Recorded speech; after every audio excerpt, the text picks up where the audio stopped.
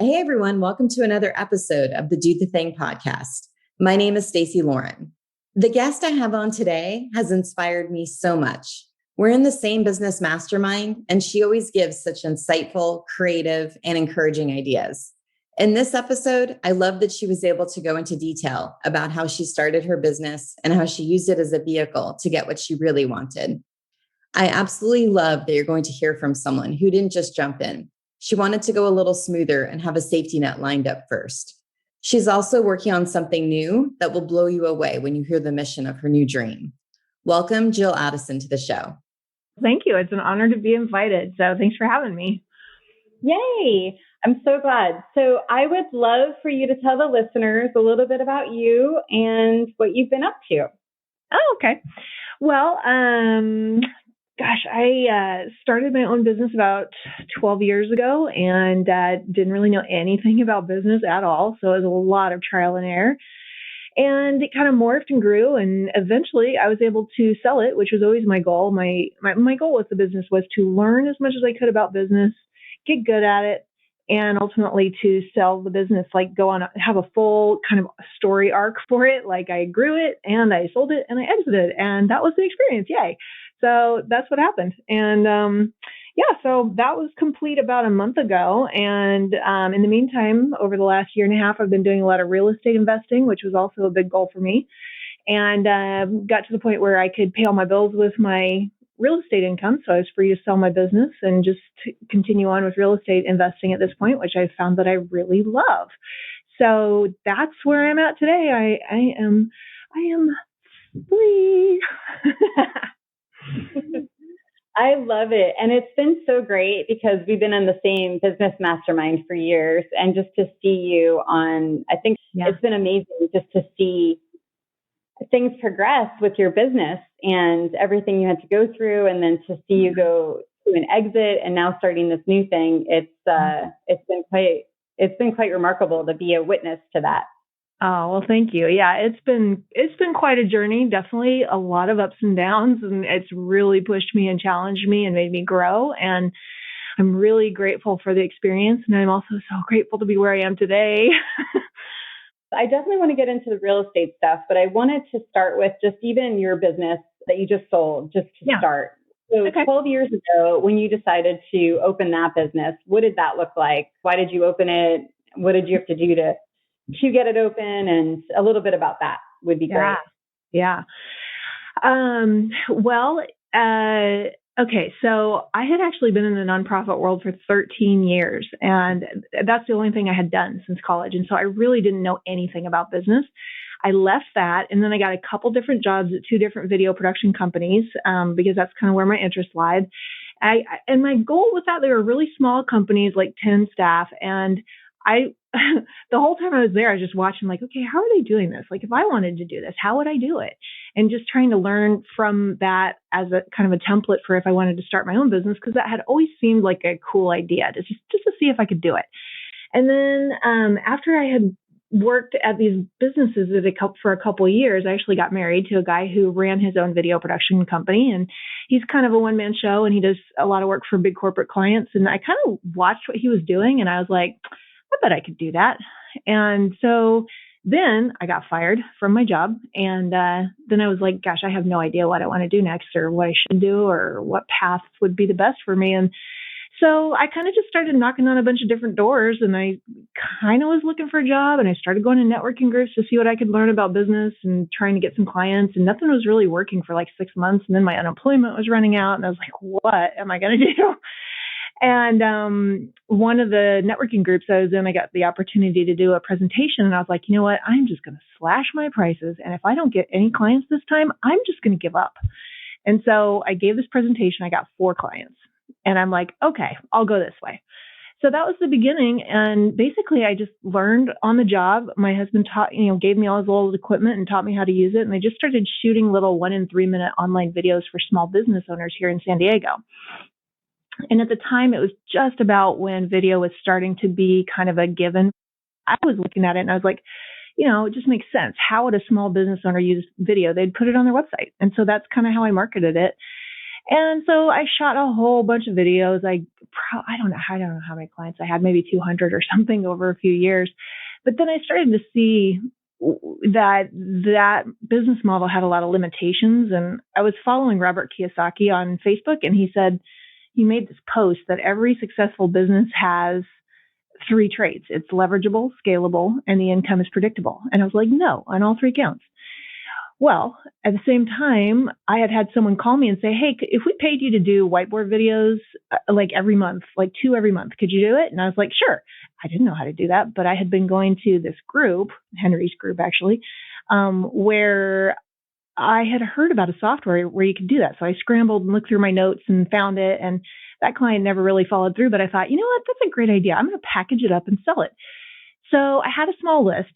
I made an offer. I sold it to like 10 people. I was like, oh my gosh, this is great. So long story short, from there, it just progressed to where I got a niche. I started focusing on financial services professionals. Eventually, it became more offerings to them that all revolved around digital marketing, and grew that for about 7 years and grew a team and got to the point where everything was leveraged. The income was more predictable. It was scaling. And, just learned a ton along the way. And then finally got to a point where I could sell it. And that was very gratifying that I'd built something valuable enough that someone else would pay me a lot of money for it. But it sounds like from the very beginning, you were already kind of figuring out how to get clients. How did you know how to do that? And where did you go? Like, what did that look like for you? I did not know how to do it. And so I just started kind of Googling and hearing about different networking groups that were going on that were cheap. And I was like, oh, just go and the biggest reason, like I was going to network and trying to get clients, but I was also going just to learn from the speaker. Well, whoever the speaker was, they were usually talking about something about business building. So I just kind of started learning from doing it and also from getting a little bit of input here and there from these networking groups and just a lot of trial and error. And, I really just kind of bootstrapped it because I didn't want to put any money into it because I didn't even know if it would work. So it was just a lot of sweat equity and just a lot of labor for free for a long time. And then, just kind of learned from trial and error. So what was the hardest part for you? I think it was just that I thought I would get to a point where it would just kind of hum along and there wouldn't be problems. And there were just always problems.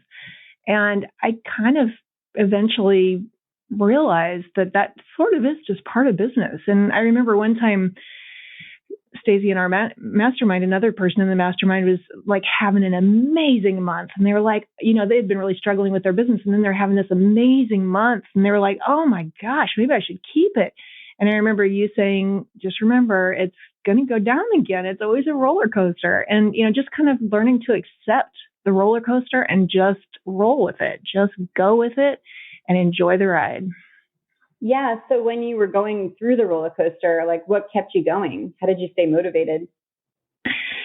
Well, I kind of did have this ultimate goal of wanting to get it to the point where I could sell it and wanting to get to a point where I had enough real estate income that I had kind of achieved that goal of passive income so that then I really freed my time.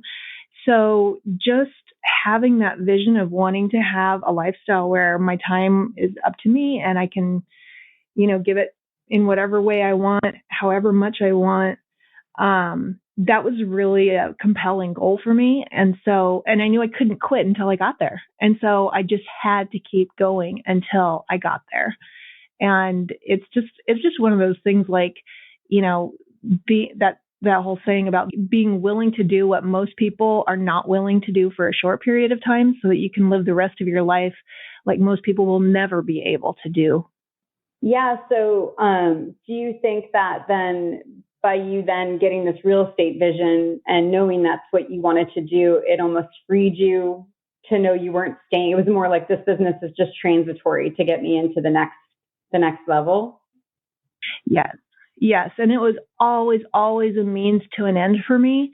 And that's something that my husband and other people couldn't really understand and sometimes criticized me for because they were like, it's just a means to an end for you. Like that was a bad thing. I'm like, well, no, it is a means to an end. This is not really what I want to do. It is going to propel me into where I want to be.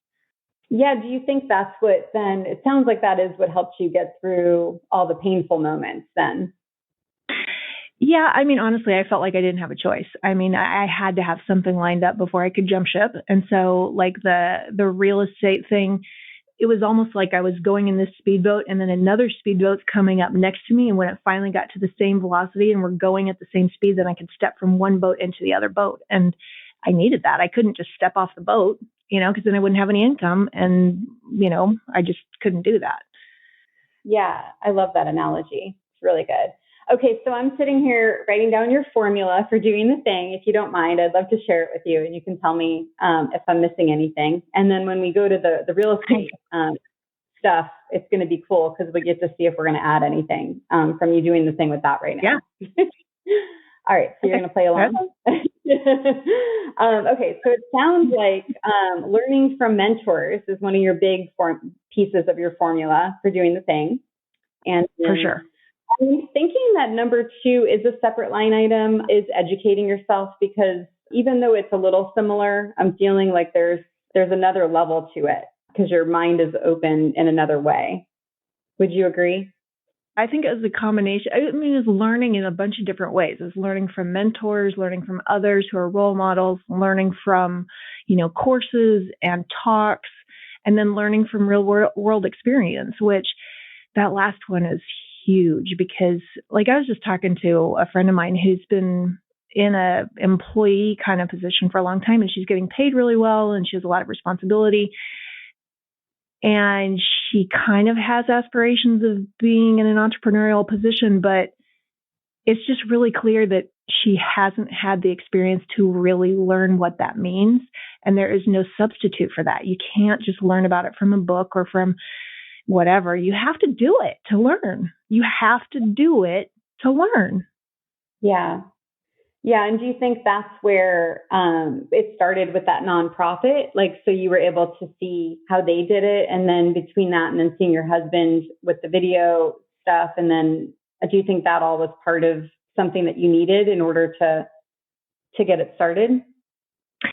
Well, I was thinking about that. It's interesting because the nonprofit really doesn't have much to do with the business. There wasn't a lot of crossover.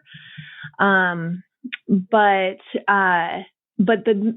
my involvement in that nonprofit was all about like feeling part of a cause that was just so worthwhile.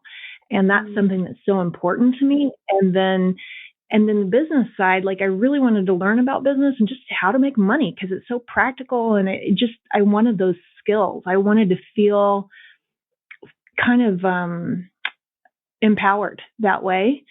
And then all along, I've kind of been thinking, how could I combine those two things? How could I combine how much I love being involved in worthy causes with the business stuff I've learned? And that's kind of what led me into the big why of the next thing I'm going to do. So we can talk about that later. Oh, I can't wait. So, and I definitely want to talk about that. So the other piece of the formula, and I've heard this before. Someone else has said this, but I'm excited to hear you say it too, because I think I'm gonna put it as a piece now of the formula is pivoting, like being open to pivot.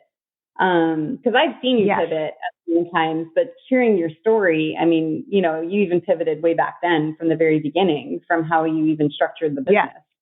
Yes. Absolutely. You have to stay flexible like that. And I think such a big part of it is changing your attitude about failure, because at the beginning I was like, if something didn't work, I'd feel embarrassed and feel like, oh no, I can't do it. I'm no good, blah. And actually we have a mutual friend, Chrissy, who I was in a parking lot with her and I was telling her about this thing I tried for a year and I finally realized it just didn't have legs. It was not going to work. And I had to just dump it and give it up and try something else. And I was embarrassed because I felt like it was a failure. And I told her, yeah, it didn't work. It was kind of a failure. And she said, well, I don't really look at it as a failure. I just look at it as something you tried that didn't work. And that was such a turning point for me. Like, wow, I don't have to be afraid of failure. It's just part of the learning towards success. And that's something that so many people who haven't done an entrepreneurial journey don't really understand, that failure is your friend. failure is the only way to get to where you're going, because you learn from your failures and then you try something else and you succeed. Yeah, that is so good. And I love the way you explained that. That's so good. I'm almost wondering too, I'm hearing you talk about Chrissy and then me knowing you and us being in this mastermind that we're in. I'm thinking maybe even surrounding yourself with like-minded people might be part of the formula also. Oh my gosh. Yeah. It's so important. I mean, being part of the mastermind that I've been in with you, I mean, I don't think you know this, but when I first joined that mastermind, I was so intimidated by you guys. I was nervous to even go to mastermind. I was nervous to talk. I didn't want to go first because you guys were so successful. I was really intimidated. But now I've been in the mastermind for, I don't know, 4 years, 5 years or something, and I'm not at all. But I know that being around you guys expanded my mind and expanded my vision of what's possible and what you can do, and just watching how you did things. I mean, I cannot emphasize enough how important that was in helping me grow into my full potential. I love that. That's so powerful. Yeah, that I hadn't actually put that down before until hearing you talk about that parking lot story. So yeah, and that's true. That's kind of been the thing that really keeps me grounded also, and connected, you know? Yeah. Okay. And then the other thing, which I think this is going to lead into the real estate stuff, is having a really clear vision, you know, which for this one, the first business, the one that you just sold, your vision was really just getting out. But exactly. But you had the vision of being able to use the money that you're getting in order to fund the next venture. So, I mean, it wasn't as bad as I'm making it sound, but yeah. No, it kind of was. Yeah, it's funny though, because I feel like that last year you just were in such flow, you know, of like everything just was kind of just really humming for you. And it's kind of cool that you left in that way, you know, where it had to feel good that you got it to the point where it was just humming like a steady stream, you know? Yeah. Yeah. And I think that in those last 2 years when I was just so done, I was so burned out, I wanted out so bad. That's when I really learned how to just surrender. Like, okay, I'm just going to go with it. You know, I can't do anything else. I'm just going to go with it. And I think that the power of surrender is so important. And, you know, I mentioned this at our last mastermind, that same other guy in our mastermind said that he's in this other mastermind, and the two guys in that mastermind that are most successful, they both have $50 million businesses. They said that the thing that turned it for them, where it was a turning point, where the things just took off after that, is when they just surrendered. And it's just kind of an amazing concept that just getting in flow and surrendering and going with it is such a huge part of success. I think we have the good formula from the first business. Do you think we missed anything that you had to do, other than, I think if there was something with staying motivated? How did you keep yourself above ground? Be the only thing I mean, you know, like I said, I just felt like I really didn't have a choice. I had to keep going until I got to the point where I could, you know, because I didn't want to quit this and then get a job.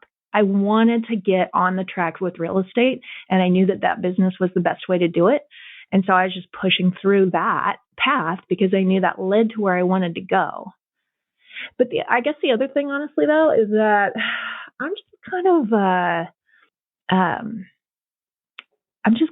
a hard worker. Like, you know, I knew is what I had to do, and I just work hard. Mm-hmm.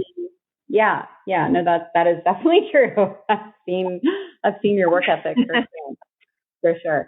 So, okay, cool. Well, that's perfect. Thanks for sharing that business. And then, yes, and you sold it and are now, I wish the listeners could see the video that you shared with us at the last mastermind of you opening up the champagne bottle. Right. Yeah. Do you want to just talk for a minute about how that felt when, you know, the end of that road? Yeah. So I had signed a 60-day training agreement with the new buyer and of my business and the new owner. And when I hung up the last training call from him, I just took a deep breath and blew it all out. And I said to myself, done. And I had been fantasizing about that finish line for so many years. It felt so good. And that night, like, we have small children, and so we put them to bed. And then at 9:00 that night, I started, and I just wiped everything clean. I took everything off my laptop, desktop. I got a new desktop wallpaper. I eventually changed my ringtone. Now it's this beautiful, like, sound of thunderstorm when anybody calls me. It's just so cool. I changed all my bookmarks. I got a new Chrome background. I mean, like a new homepage. I moved all my icons that used to be on the left. Now I only have 2 icons, basically. It's like my personal folder and real estate, and that's it. Just simple. I got a new Dropbox folder that only has 2 folders in it: personal and real estate. I love it. It's so easy. And so just wiping the slate clean and starting over. And how good that feels, because I basically, instead of starting way down here in the learning curve and working my way up laboriously for all these years, the next thing I do, I'm going to start the learning curve way up here because of everything I've learned. I can start like ahead of the game. I can apply all the stuff that I learned from my last business to something I really want to do. And that's just really exciting to me, to feel very equipped for making it a success fast. Yeah, it's so true. The more experience you have, even though it's a totally different industry, you're able to use all those skills and bring them into what you're doing now, which is really, I love that. Yeah, it's so good. Yeah. Okay, the time is here. Okay, here's what I really want you to be able to share. Okay, so for the listeners, Jill has this amazing mission, and I've been telling you pretty much that I'm stealing your mission, not using it for myself, but when I'm telling people about the kind of mission that I want to have for myself, I'm using yours as an example because it's so good.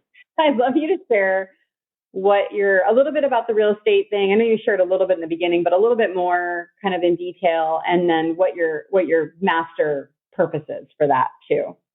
Yeah. Okay. So my first goal with real estate was to get myself financially free. Check. Done. Second goal is to get myself to $10,000 a month in passive income.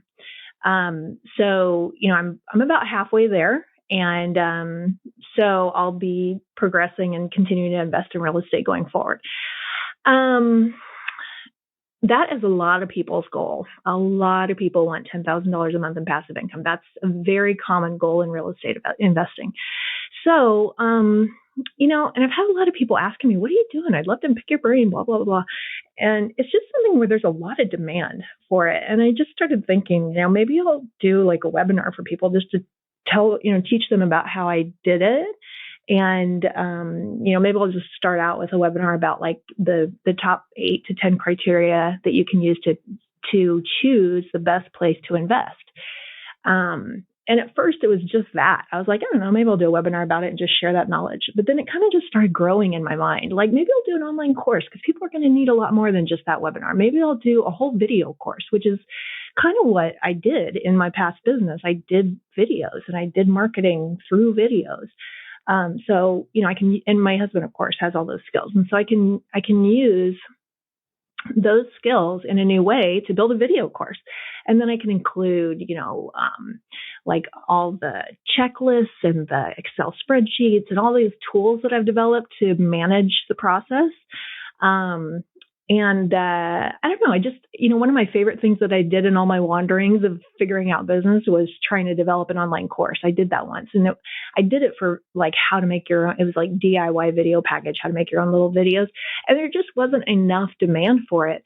But this is so different. Everyone I tell about it, they're like, I'll be your guinea pig. I want that. It's like demand is just coming at me before I even launch it, which is so validating. It's like, this is something that people need.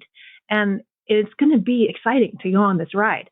So anyway, just thinking about that. And then I was like, even if I give them the videos and the checklists and the tools and the, Excel spreadsheets and all this stuff, people are going to need even more support to get there. So maybe I'll do some coaching. Maybe I'll do like group coaching on a bi-monthly basis or something. I don't know. And so it just kind of kept growing in my mind, like what the course could involve. And it's not like I'm inventing a new thing. These online courses are very, many people have done these courses. So it's not like I'm inventing a new category or anything. And not even like I'm inventing a new kind of course. Tons of people teach real estate courses. But I feel like I do have a very specific niche kind of person I'm trying to reach who has the same goals as me and basically just wants to learn from what I did and replicate that in their life. So anyway, so I started thinking about all this, and see, all along I've been thinking, like turning it over in my mind over and over and over about the real estate thing. Like, how can I get to my goal? How can I get there? How can I get there with the resources I have, with the amount of cash I have on hand, with the amount of loans I can get through Fannie and Freddie? All these different kind of parameters. Like, how can I make it work? And as I just kept turning all these numbers over in my head and everything, I realized that to get $10,000 a month in passive income, you're basically going to end up with a real estate portfolio. Basically, the way I was looking at it, if I get $10,000 a month in passive income, the way I'm doing it, I'm going to end up with about $10 million of value in my real estate portfolio by the time all those loans are paid off, which will be 30 years from now. So at that point, I'll have $10 million of equity, in these real estate assets. And I think I want to give it away. And so that was like my first thing, was thinking, I want to give away $10 million. That's my big why. But as I started thinking about this course more and more and more, I started thinking, what if I could motivate other people to do the same thing? And I could really expand my influence by not only giving away $10 million myself, but motivating other people to give away $10 million.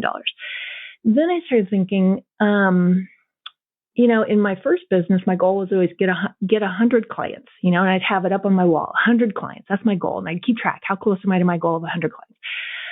So then I thought, what if I got 100 clients for this real estate product, and I inspired them and I challenged them to commit that they were going to give it all away at the end of their life, give away $10 million in assets before they die.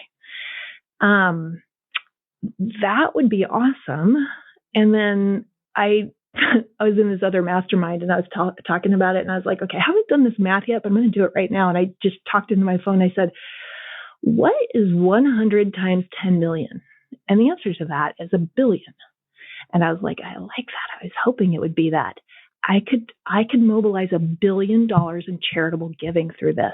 I could help people gain the wealth, like build the wealth, and then give it away. It's money they wouldn't have had otherwise, And so I can motivate them, and I can equip them to actually build the wealth, and then also inspire them to give it away. And but then I thought, I started talking to different people about it. And I talked to this one friend whose family had a lot of real estate, and that's being passed down from generation to generation. And when I floated this idea and this vision of inspiring people to give away $10 million in real estate assets, I could tell that she was not a fan. She was a little hesitant about that because that money gets passed down in their family, and she didn't want to give it away. So I started realizing that's kind of a big ask. So then I thought, well, how could I scale that back but still hit $1 billion? And then I thought, well, if I don't do 100, I do 500, and I ask each of those people to give away $2 million instead of $10 million, the math still comes out the same. 2 million times 500 is 1 billion. So now my goal is to equip and inspire 500 people to give away $2 million over the course of their lifetime through all this real estate income. And that's a much more doable thing. That's like 20% of what they may have gained.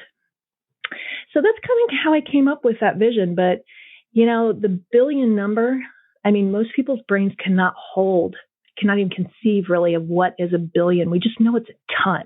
It's like the biggest number that you usually hear thrown around. $1 billion of anything is pretty impressive. It's pretty amazing. It grabs you, And Henry, who's in our mastermind too, he's like, I can't stop thinking about it. $1 billion, giving away $1 billion, being responsible for $1 billion in charitable giving happening. That would be so cool. And so it's just kind of a vision that reaches out and grabs people and makes them want to be part of it. And I think it would be really cool to have like a part of the website that's dedicated to this, where where people can kind of sign up that they commit to do this together and that we're a team and we're all pulling toward this common goal together of achieving this together. So it's something that really calls to me, and I think it calls to other people too. So I'm very excited about it because it kind of does marry the two things that I feel like have been the two biggest parts of my work life so far in my life, which is the whole, being part of a big cause bigger than you that's really worthy of your life, and also using business skills to get there. It's so inspiring. Anytime I honestly even think of you, this is what comes to mind now. And it's funny because I only just heard you say it months ago, and it's just since then, I think sounds like similar to what happened to Henry. It just is it's so like jaw dropping to even consider that I think it puts you in a whole nother place, in your mind on like what's possible, I think. And especially because, a lot of people do their goals, and yes, a lot of people's goals are giving and things like that, but it's never the people that you're touching and what they're giving to, at least not never, I don't want to say never, but rarely, do you see that ripple of the people you're impacting and what they can contribute. And I think that's what really, and as I'm talking, I still get chills thinking about that, because I don't think a lot of us even put that into perspective. It's, what am I going to give? Not like, what is this group that I'm touching and impacting giving? And that just adds a whole nother layer to what you're doing. Yeah. Right. Man. And I remember when you told me, you told me to say it in the mastermind and share it with everybody else, because I had shared it with just you and Chrissy before that. And when I did, I remember Henry looking around going, did she say billion like with a B? And that's so fun to have a goal so big that people can't even believe it.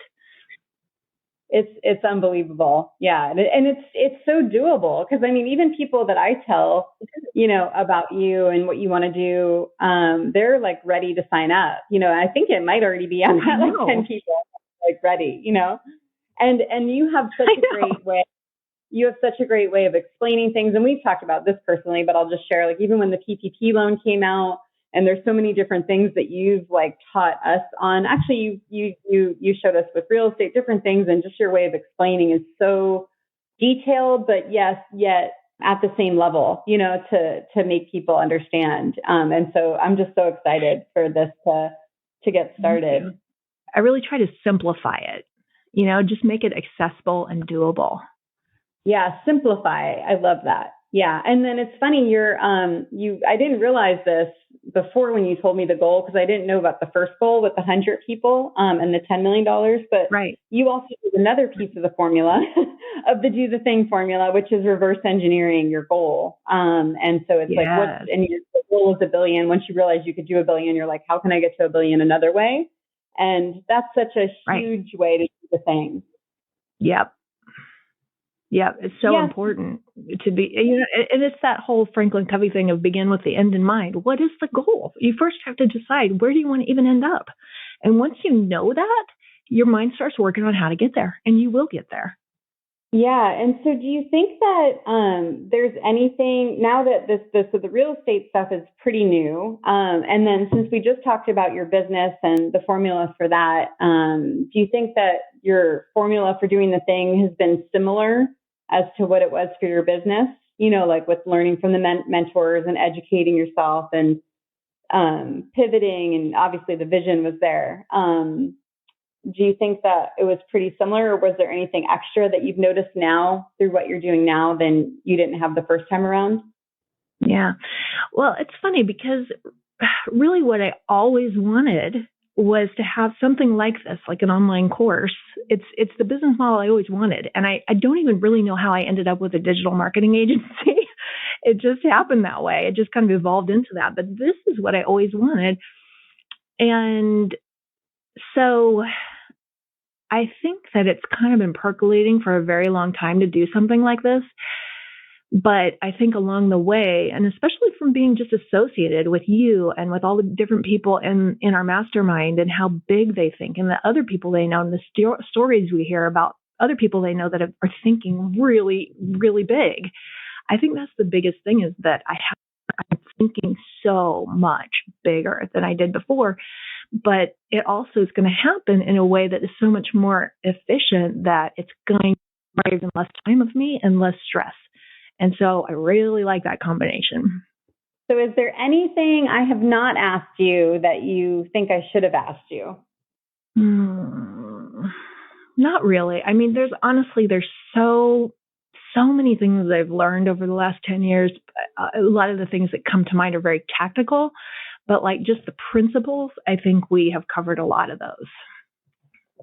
And then let's say you could give our listeners just one piece of advice on doing the thing. What would that be? Yeah. I have like on my wall right behind my computer where I see it on a regular basis is a wall that is just full of all these quotes that I've heard that I want to remember, that I want to keep myself grounded with.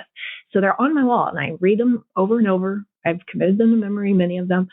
And the one that I like the best is from Helen Keller. And she said, security is mostly a superstition. Life is either a daring adventure or nothing.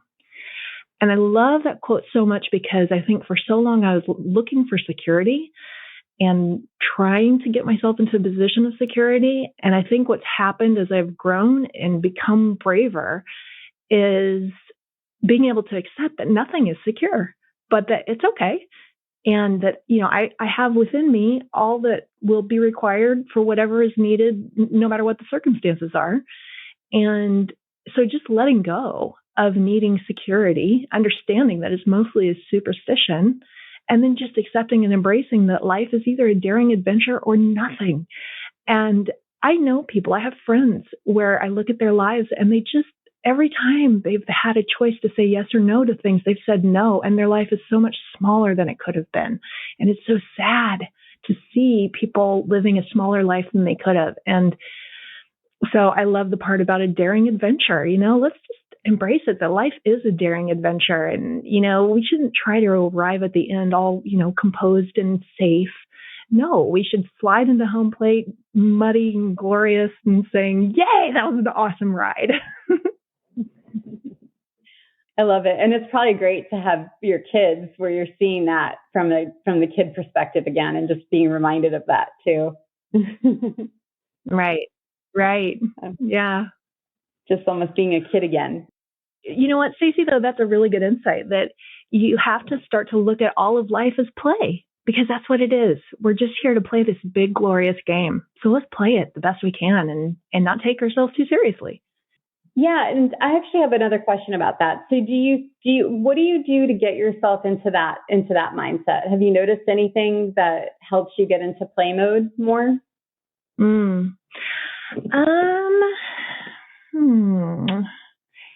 I think a lot of facing your fears and then moving through them, so that what used to make you really uncomfortable, now you feel comfortable doing, because you went there. You overcame your fears.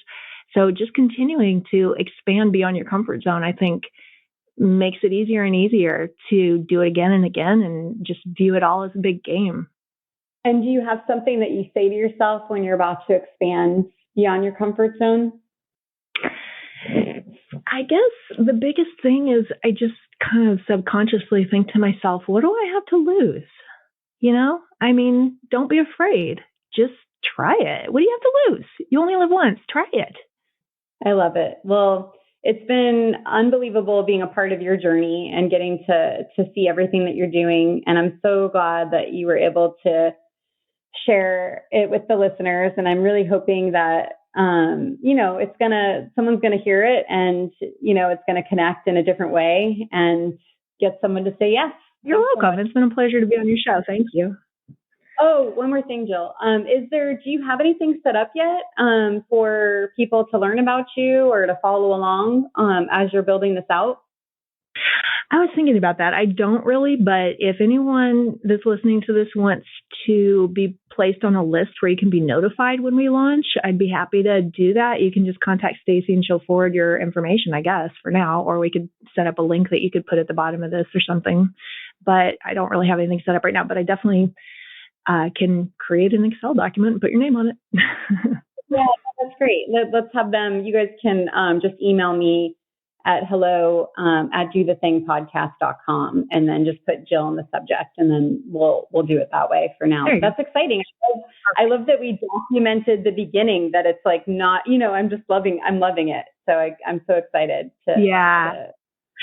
And, I was thinking about this conversation before we had it today, and I was thinking about how Chrissy was talking about a few months ago about how thoughts are things, that quote, thoughts are things. And it's like, this real estate course doesn't even exist yet.